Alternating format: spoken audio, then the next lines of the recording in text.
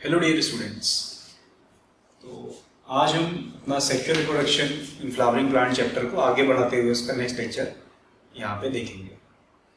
Last lecture में हम लोगों ने फीमेल जो गैमेटोफाइट रहता है, फीमेल रिप्रोडक्टिव पार्ट रहता है, बेसिकली गैमेटोफाइट नहीं बोलूँगा, फीमेल रिप्रोडक्टिव पार्ट जो रहता है दैट इज गाइनीशियम, ठीक है, और उसका जो यूनिट रहता है दैट इज कार्पल, उसके डिस्कशंस स्टार्ट किए थे। और उसका जो एक कार्पल है उसे हमने कल उसका डायग्राम भी देखा, ठीक है। अभी उसके डायग्राम में जितना डिस्कशंस हम कर सकते थे हमने किया। अब उसी कार्पल के ओवरी के अंदर एक स्ट्रक्चर मिलता है जो हमारे पॉइंट ऑफ व्यू से काफ़ी इंपॉर्टेंट रहेगा यहाँ पे उसका डिस्कशन, दैट इज ओव्यूल। तो ओव्यूल का हम यहाँ पे डिस्कशन करने वाले हैं आज के लेक्चर में। देखिए, तो जो ओव्यूल होता है इसे हम प्लांट में रिफर करते हैं एज इंट्यूग्यूमेंटेड मेगास्पोरेंजियम, ठीक है, इंटेगुमेंटेड मेगास्पोरेंजियम, बहुत इंपॉर्टेंट टर्म है, समझिएगा अच्छे से, ठीक है। इंटेगुमेंटेड मेगास्पोरेंजियम, ठीक। इसका मतलब जो ओव्यूल है वही हमारा मेजर मेगास्पोरेंजियम है, यानी इसी ओव्यूल के अंदर मेगास्पोर डेवलप करेगा, यानी फीमेल रिप्रोडक्टिव स्पोर जो है वो मेगास्पोर वो इसी ओव्यूल के अंदर डेवलप करता है, ठीक है। इसीलिए इसे मेगास्पोरेंजियम कहते हैं। इंटेगुमेंटेड इसलिए बोलते हैं क्योंकि ये जो ओव्यूल है इसके बाहर एक कवरिंग होती है, ठीक है, इट इज कवर्ड, तो उस कवरिंग को हम लोग इंटेगुमेंट बोलते हैं। तो यहां भी इसलिए हम इसको टर्म करते हैं इंटेगुमेंटेड मेगास्पोरेंजियम। अब आगे हम इसके स्ट्रक्चर को समझते हैं, ठीक है। इसके स्ट्रक्चर को समझने के लिए हम एक डायग्राम यहाँ पे ड्रॉ करेंगे, ठीक है। देखिए, तो जो मोस्ट कॉमन ओव्यूल रहता है इन केस ऑफ एंजियोस्पर्म्स, ठीक है, उसको एक टर्म करते हैं एज एनाट्रोपस ओव्यूल। तो यहाँ पे हम लोग एनाट्रोपस ओव्यूल का ही स्ट्रक्चर बेसिकली ड्रॉ करेंगे।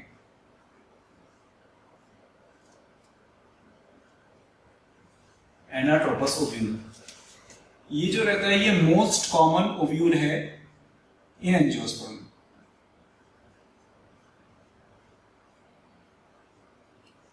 और भी टाइप के ओव्यूल हैं, उनके बारे में भी आगे डिस्कस करेंगे। अभी हम जो ओव्यूल का स्ट्रक्चर यहाँ ड्रॉ करने वाले हैं वो बेसिकली एनाट्रोपस ओव्यूल का स्ट्रक्चर है, ठीक है। तो लेट अस सी कैसे ड्रॉ करेंगे। सबसे पहले तो गांधी जी जैसा स्ट्रक्चर बना के रखो। तो ये अपन ने गांधी जी टाइप स्ट्रक्चर बना लिया ना, यस।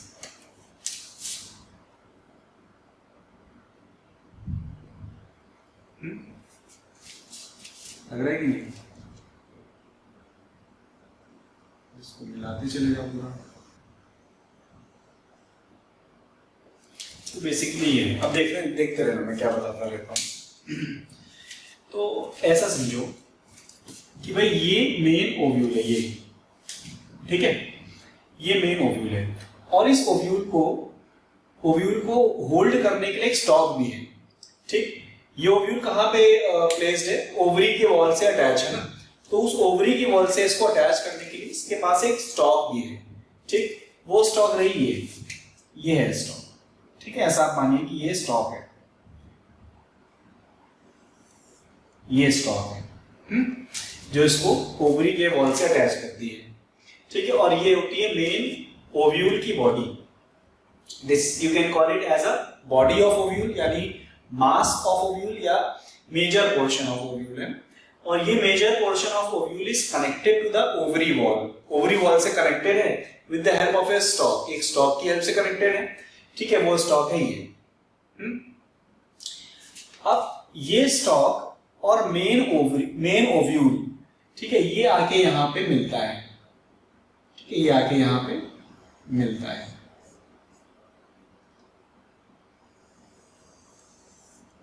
मिल गया यहां पे, ठीक है। अब ये जो अपनी मेन ओवरी है, ठीक है, सॉरी मेन ओव्यूल है, ये जो अपना मेन ओव्यूल है ये कैसा है, इंटेगुमेंटेड है, यानी कि ये कवर्ड है, ठीक है, और इसकी जो कवरिंग है उसे बोलते हैं इंटेगुमेंट, ये कवरिंग है इसकी।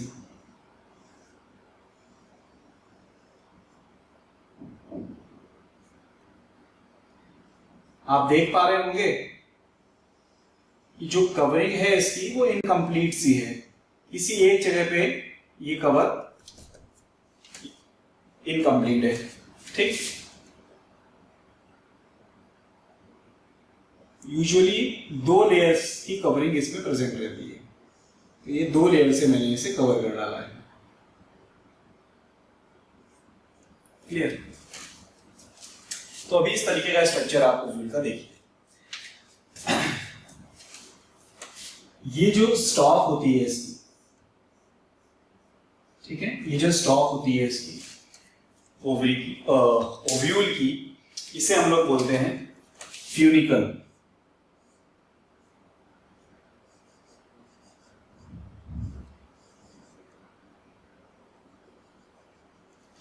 ठीक है, क्या बोलते हैं इसको, funicle. This is the main ovary, sorry main ovule, this is the main ovule. तो इस मेन ओव्यूल को हम लोग टर्म करते हैं एज न्यूसेलस, ठीक है, this is termed as nucellus. The major portion of ovule that is termed as nucellus.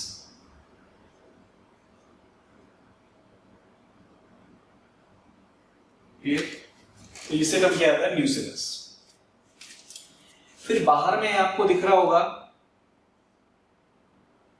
ये 2 जो लेयर है, कवरिंग है, इन्हें हम लोग टर्म करते हैं एज इंटेग्यूमेंट, ठीक। इस कवरिंग को हम लोग क्या बोलते हैं, इंटेग्यूमेंट।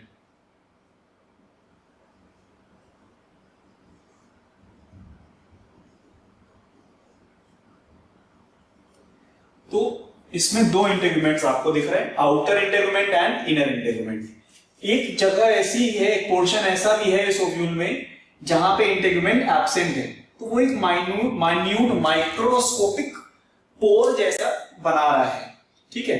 और इसी प्लेस को, जिस प्लेस पे इंटेग्यूमेंट एब्सेंट होता है ओव्यूल में, ठीक है, that microscopic gap is called as micropyle. क्या नाम देते हैं उसको, माइक्रोपाइल नाम देते हैं उसको, ठीक है, that is called as micropyle.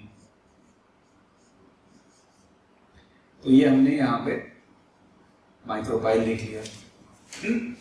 अब देखो, ये फ्यूनिकल जो स्टॉक है वो जाके मेन बॉडी से जुड़ गया एक पॉइंट पे, है ना?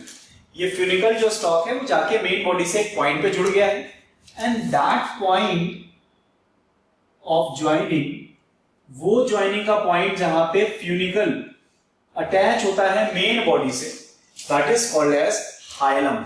क्या बोलते हैं उसको, हाइलम। हाई बोल रहा है फ्यूनिकल आगे इसको, ठीक है, that is called as hilum.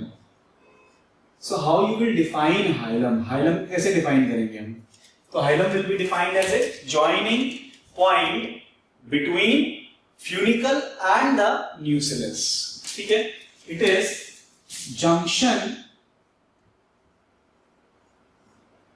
between funicle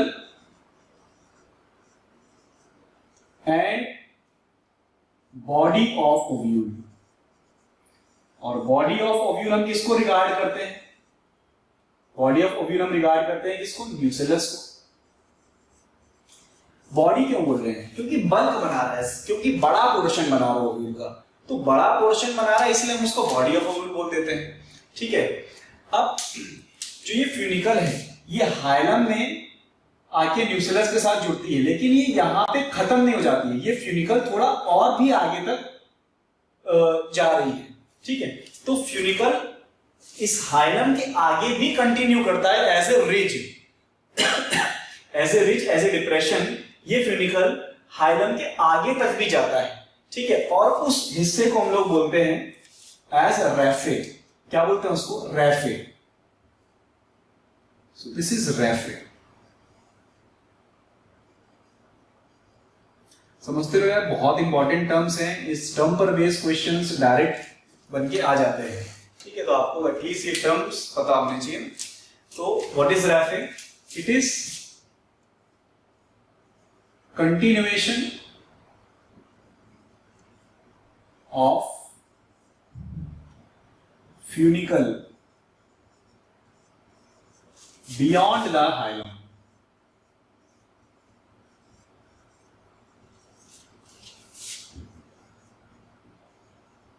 ठीक है, एज ए रिज। तो एक रिज के फॉर्म में, डिप्रेशन के फॉर्म में जो अपना फ्यूनिकल है वो हाइलम के भी आगे कंटिन्यू करता है और उसी को हम लोग बोलते हैं रैफे। अब यार ये बताओ, इतनी बड़ी बॉडी है, न्यूक्लियस है, इतने सारे सेल्स होंगे यहाँ पे, उनको खाने की और पानी की रिक्वायरमेंट भी होगी, है ना। तो खाना और पानी यहाँ पे आना चाहिए। तो वो खाना और पानी ओवरी प्रोवाइड करता है इसको, प्लासेंटा के थ्रू आता है वो, ठीक है। और जाइलम और फ्लोएम लेकर के यहाँ पे आते हैं। तो जाइलम और फ्लोएम यहाँ पे एक ऐसे एक रास्ते से आते हैं, और उसी रास्ते को हम लोग बोलते हैं वेस्कुलर स्ट्रैंड, क्योंकि xylem phloem they are vascular tissue. तो इस रास्ते को हम लोग क्या बोलेंगे? Vascular strand. तो इस पे एक वेस्कुलर स्ट्रैंड भी होता है, ठीक है।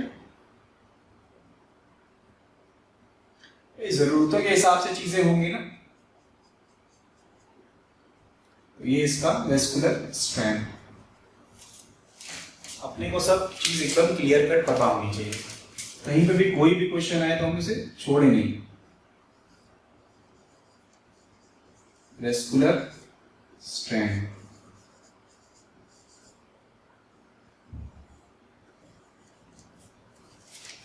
क्लियर? अब आ जाते हैं वापस से न्यूक्लियस की तरफ। तो ये जो बल्ब है इसको न्यूक्लियस बोलते हैं। इसके एक तरफ ऐसी जगह है जहां पे इंटीग्यूमेंट एब्सेंट है, उसे हम बोलते हैं माइक्रोपाइल। तो दूसरी जगह माइक्रोपाइल के जस्ट ऑपोजिट है, ठीक है। माइक्रोपाइल के जस्ट ऑपोजिट है दूसरी जगह। तो इस जगह को जो माइक्रोपाइल के जस्ट ऑपोजिट है उसे हम लोग लेबल करते हैं, टर्म करते हैं एज चलाजा। CHALAZA, chalaza. ठीक है, एक साथ पढ़ना है, अलग अलग करके नहीं, चल आजा नहीं, चलाजा, ठीक है, एक साथ। तो चलाजा को माना जाता है एज बेस ऑफ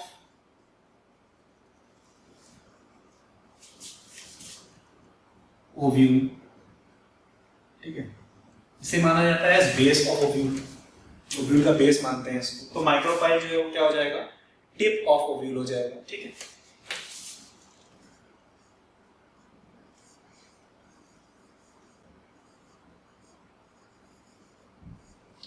फिर ऐसा बोलते हैं कि जो चलाजा है ये बायोकेमिकली बहुत एक्टिव होता है, ठीक है। तो इसको बोलते हैं सीट ऑफ बायोकेमिकल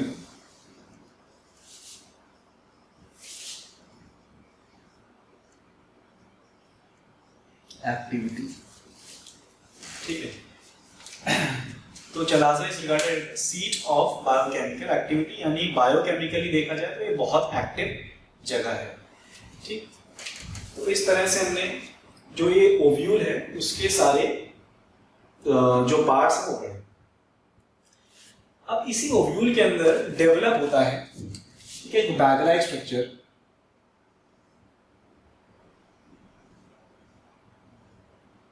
इस ओव्यूल के अंदर डेवलप होता है एक बैग लाइक स्ट्रक्चर। कैसे होता है वो आगे सारा डिस्कशन है, अभी हमारा मेन फोकस है इसके स्ट्रक्चर को समझना, ठीक है। तो इसके अंदर ऐसे 3 सेल्स होते हैं चलाजा एंड की तरफ, 3 सेल्स होते हैं माइक्रोपाइलर एंड की तरफ,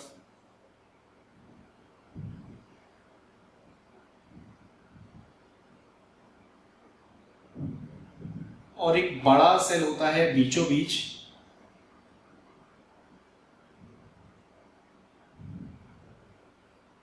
ठीक है, जिसके अंदर 2 न्यूक्लियस होते हैं। और इस स्ट्रक्चर को हम लोग बोलते हैं embryo sac, most important structure in the ovule, जिसकी वजह से हम ओव्यूल को पढ़ रहे हैं बेसिकली, ठीक है। तो इसको हम लोग बोलते हैं as embryo sac.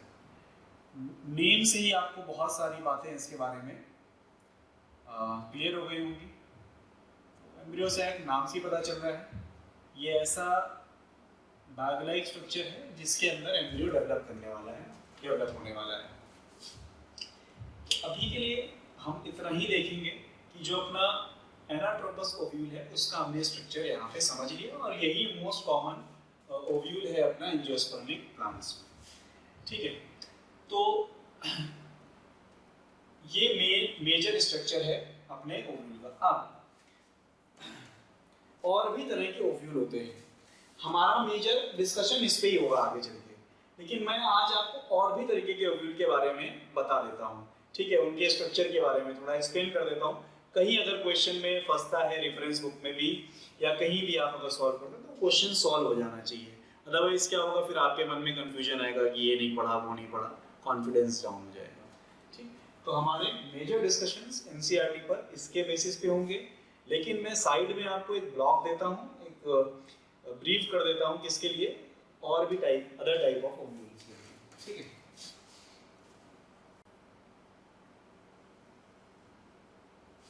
Let's see type of ovules. सबसे पहला ओव्यूल का टाइप देखेंगे, that is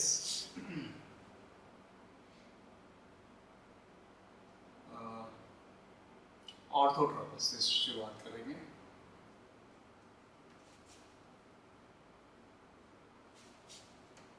it is also called as एट्रोपस।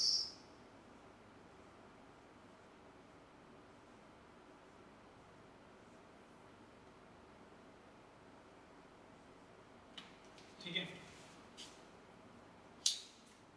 तो ये जो ओव्यूल रहता है इसमें क्या होता है कि जो इसका फ्यूनिकल है, जो इसका चलाजा है, जो इसका माइक्रोपाइल है, वो सब एक स्ट्रेट लाइन में होता है, ठीक है। तो बेसिकली हम इसमें बोल दें कि फ्यूनिकल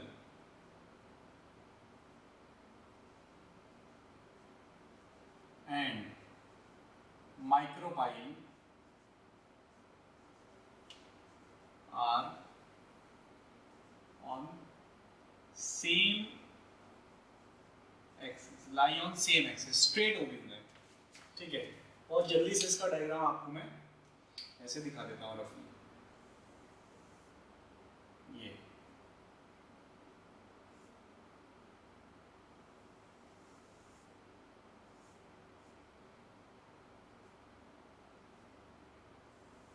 ये एम्ब्रियो सैक,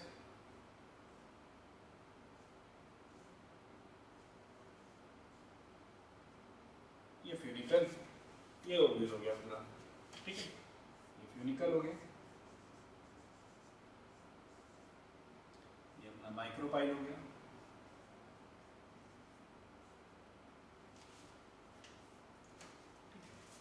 तो इस तरीके का ओव्यूल जो होता है वो अपना जिम्नोस्पर्म में पाया जाता है, ठीक।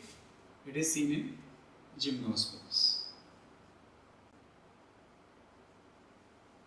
तो आपसे अगर पूछा जाए कि भाई जिम्नोस्पर्म में कौन सा ओव्यूल पाया जाता है, किस टाइप का ओव्यूल पाया जाता है, तो आप बोलेंगे ऑर्थोट्रोपस या एट्रोपस, जिसमें फ्यूनिकल और माइक्रोपाइल एक ही एक्सिस पे लाई करते हैं, ठीक। और दूसरा सेकंड टाइप,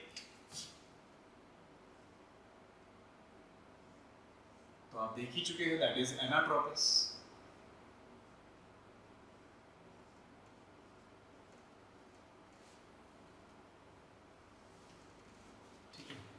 तो एनाट्रोपस जो ओव्यूल है, इट इज बेंड, ठीक। कितना बेंड है ये, ऑलमोस्ट 180 डिग्री पे बेंड है ना। देखो अभी स्ट्रेट है पूरा एट्रोपस, और जो एनाट्रोपस है वो ऐसे बेंड हो गया कितना, ऑलमोस्ट 180 डिग्री पे। और इस तरीके के ओव्यूल में जो माइक्रोपाइल होता है ना और फ्यूनिकल होता है वो एकदम क्लोजेस्ट होता है एक दूसरे से, ठीक है। आप खुद भी एनालाइज करो डायग्राम के थ्रू कि micropyle and funicle are placed at closest, ठीक है, एकदम पास पास है। अभी और भी तरीके के जो व्यू देखेंगे उसमें भी आप एनालाइज करोगे तो आपको 100% पता चलेगा कि भाई हाँ यही वाला जो व्यू है उसका माइक्रोपाइल और फ्यूनिकल एकदम पास पास में है, ठीक है। अब नेक्स्ट टाइप का जो व्यू है, थर्ड टाइप का, दैट इज हेमी एनाट्रोपस।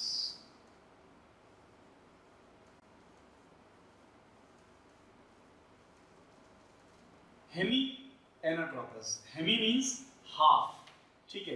तो ये हाफ बेंड होता है, it is half bend, that is 90 degree bend show करेगा। अभी ऐसा है 90 डिग्री बेंड मतलब ऐसा, ठीक है। अगर मैं इसको ड्रॉ करना चाहूँ तो भाई कुछ इस तरीके का बनेगा। इस कंडीशन में आप क्या बोलेंगे कि जो फ्यूनिकल है वो और माइक्रोपाइल है वो 90 डिग्री पर प्लेस्ड है एक दूसरे के कंपैरिजन में।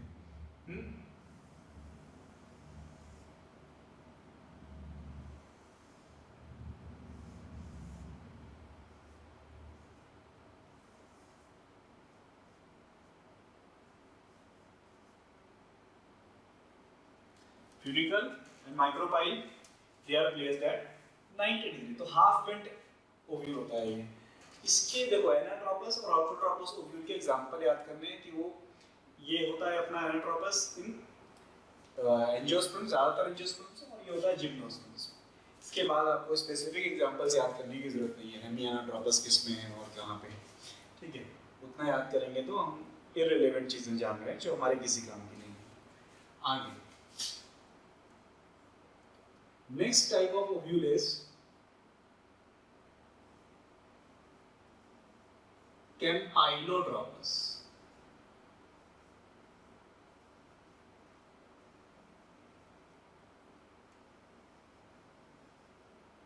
ठीक है, campylotropous। तो व्हाट इज campylotropous? campylotropous में क्या होता है, जो माइक्रो है हेमी एनाट्रोपस के जैसे पूरा, लेकिन इसमें जो माइक्रोपाइल है वो बेंड हो जाता है, ठीक है, वो थोड़ा सा कर्व हो जाएगा और फ्यूनिकल की तरफ देख रहा है ऐसा लगेगा, ठीक है। तो इट इज इसकी स्पेशलिटी क्या है कि माइक्रोपाइल बेंड, ठीक है, माइक्रोपाइल बेंड हो जाता है। तो अपन ऐसे ही ड्रॉ करेंगे इसको,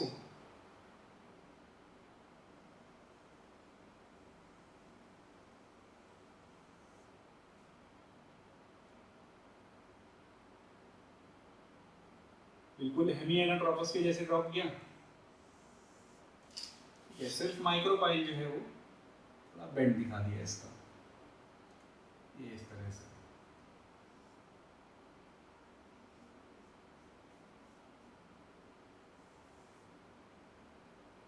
बाकी एम्ब्रियो साइड नॉर्मल है, वैसे ही जैसे दिखता है, ठीक है। So this is campylotropous. इसके बाद अपने पास आता है, तो 4 हो गए हैं, अब 5वां है, 5th टाइप है एम्फीट्रोपस, ठीक है। तो एम्फी मींस क्या होता है, बोथ।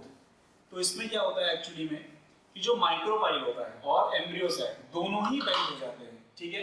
एम्ब्रियो सैक भी बेंड हो जाता है और माइक्रोपाइल भी बेंड हो जाता है, ठीक। तो 5th टाइप इज योर एम्फीट्रोपस, ठीक है, एम्फीट्रोपस। एम्फीट्रोपस टर्म किसके लिए यूज करेंगे, ऐसे ओव्यूल के लिए यूज करेंगे जिसमें micropyle as well as embryo sac both are bent, दोनों ही बेंट हैं। और जो इसका एम्ब्रियो सैक है वो हॉर्स शू शेप ले लेता है बेंड होके, ठीक है। तो जो एम्ब्रियो सैक है ये कैसा शेप ले लेता है, हॉर्स शू शेप ले लेता है बेंड होने के बाद, ठीक। तो कुछ इस तरीके का इसका स्ट्रक्चर अपना ड्रॉ होगा, ये ऐसे हेमिएनोट्रोपस के टाइप माइक्रोपाइल बेंड किया, फ्यूनिकल की तरफ देख रहा है, एंड देन एम्ब्रियो साइड पे बेंड करेंगे और एम्ब्रियो साइड बेंड होके कैसा हो जाएगा, हॉर्स शू शेप, इस तरीके का कुछ, ठीक है।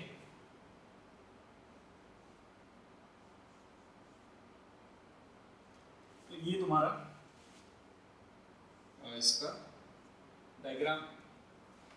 Then the last one is circinotropous, ठीक है। सर्सिनोट्रोपस, सर्सिनो मतलब कुछ तो सर्कल सर्कल जैसा समझ में आ रहा होगा ना, देखो बता देता हूँ।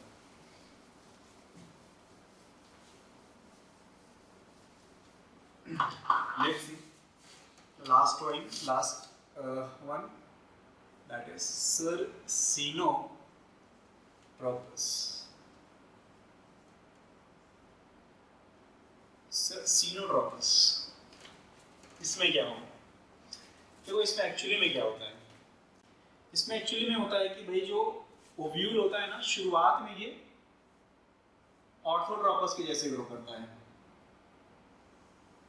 ऐसे शुरुआत में इसने ऑर्थोट्रोपस के जैसे ही ग्रो किया,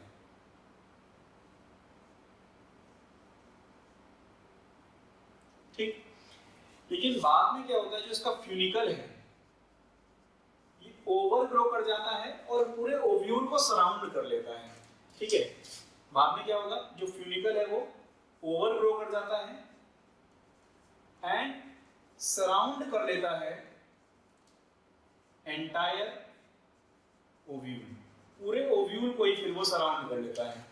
तो कैसा दिखेगा फिर ये लास्ट में, यानी एक्चुअली में सर्सिनोट्रोपस ओव्यूल जब डेवलप कर जाएगा तो कैसा दिखेगा कि जो उसका फ्यूनिकल है वो इतना ग्रो कर गया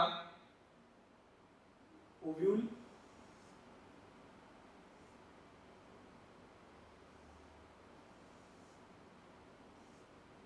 ठीक है। जो फ्यूनिकल है वो इतना ग्रो कर गया कि पूरे ओव्यूल को सराउंड कर गया और ये फिर जाके ओवरी के साथ अटैच हुआ, ठीक। तो इस तरीके का रहता है अपना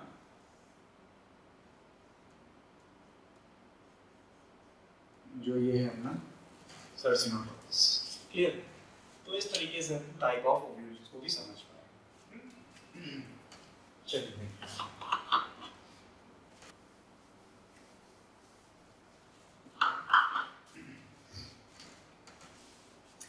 तो अब मैं कुछ यहाँ पे टर्म्स लिख रहा हूँ, ठीक है, और फिर उन टर्म्स को हम डिस्कस करेंगे। बेसिकली छोटे छोटे टर्म्स हैं, वन लाइनर्स हैं, उनको आप समझ जाएंगे।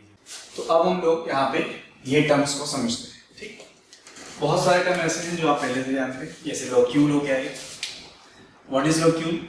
Yes, chamber of ovary in which ovule is present, ठीक है। It is chamber of ovary in which ovule is present, वो चैम्बर ओवरी का जिसमें ओव्यूल प्रेजेंट है, that is locule. Now what is placenta? Placenta क्या है? प्लाजेंटा वो place है ओवरी वॉल के ऊपर जिसपे ओव्यूल अटैच होता है, ठीक है। और प्लाजेंटा बेसिकली एक टफ्ट है, एक सरफेस है, एक माउंड है, ठीक है, ऑफ पैरेन्काइमेटस टिश्यू, ठीक। तो it is tuft of parenchyma cells in ovary wall where ovule is attached, ठीक है। तो ओवरी वॉल और ओव्यूल के बीच का अटैचमेंट जहां पे होता है उस पैरेन्काइमेटस टफ्ट को हम लोग प्लाजेंटा नाम देते हैं, देन एटेगमिक। अब यहां से जो 4 टर्म है, एटेगमिक, यूनिटेगमिक, बाइटेगमिक और ट्राइटेगमिक, ठीक है, ये टर्म्स एसोसिएटेड हैं इंटेगमेंट से। ठीक है, किससे एसोसिएटेड है ये? इंटेगमेंट से एसोसिएटेड टर्म्स है ये। ठीक है, तो एटेगमिक का मतलब होता है वो कंडीशन जहां पे ओव्यूल में इंटेगमेंट एब्सेंट हो। ठीक, integument is absent, that condition is ategmic. Minus लगा के एंटी बना रहा हूं, मतलब एब्सेंट। ठीक, यूनिटेगमिक मतलब वन इंटेगमेंट इज देयर। तो ऐसे ओव्यूल जिसमें एक ही इंटेगमेंट कवर कर रहा है उसको, दैट इज कॉल्ड यूनिटेगमिक। ठीक, फिर ऐसे ओव्यूल जिसमें 2 इंटेगमेंट्स हैं, जो मोस्ट कॉमन हम देख रहे हैं एनाट्रोपस में, ठीक है, तो दैट इज बाइटेगमिक। ठीक है, 2 इंटेगमेंट यानी 2 आउटर और इनर 2 इंटेगमेंट प्रेजेंट होंगे। ठीक है, ट्राइटेगमिक 3 इंटेगमेंट यानी 2 से ज्यादा प्रेजेंट हैं। कुछ ऐसे भी होते हैं, तो जैसे 3 है तो ट्राइटेगमिक। ठीक, तो ये 3 टर्म थे अपने which are associated with integuments, उनके नंबर पे एसोसिएटेड है। ठीक है, अब इसके कुछ एग्जांपल्स देख लेते हैं। जैसे मोस्ट कॉमन वाले पहले देखते हैं, यूनिटेगमिक और बाइटेगमिक। तो यूनिटेगमिक जो होता है वो बेसिकली जो हायर डायकॉट्स है, ऐसे डायकॉट जो इवोल्यूशनरी पॉइंट ऑफ व्यू से ज्यादा इवॉल्व है, उनके अंदर यूनिटेगमिक है। देन बाइटेगमिक, इसमें जो अपने सबसे इवॉल्व प्लांट ग्रुप्स हैं मोनोकॉट्स, उसमें प्रेजेंट है, और साथ ही में जो लोअर डाइकॉट्स हैं, जो लेसर इवॉल्व डाइकॉट्स हैं, उसमें प्रेजेंट रहता है ये बाइटेगमिक कंडीशन। ठीक है, अब ट्राइटेगमिक कंडीशन। तो ट्राइटेगमिक कंडीशन एक स्पेसिफिक प्लांट का नाम आप याद कर लीजिए, दैट इज एस्पोडेलस, उसमें प्रेजेंट रहती है। और एक और कंडीशन है लीची में। ठीक है, लीची में क्या होता है कि 3 इंटेगमेंट होते हैं और थर्ड इंटेगमेंट जो होता है ना, वही उसका एडिबल यानी खाने लायक बन जाता है। तीसरा इंटेगमेंट जो ओव्यूल के ऊपर है वही उसका खाने लायक बन जाता है। ठीक, और तब उस कंडीशन में उसे हम बोलते हैं एरिन। ठीक, तो लीची कंडीशन में क्या होता है कि जो थर्ड इंटेगमेंट है ये खाने योग्य हो जाता है। ठीक है, एडिबल हो जाता है, एंड उसको फिर हम बोलते हैं एरिन। जो एरिन है एक्चुअली में लीची में, वो क्या है? एक्चुअली थर्ड इंटेगमेंट है। एटेगमिक कंडीशन कहां मिलेगी? तो एक प्लांट है, पैरासिटिक प्लांट है, सेंटनम।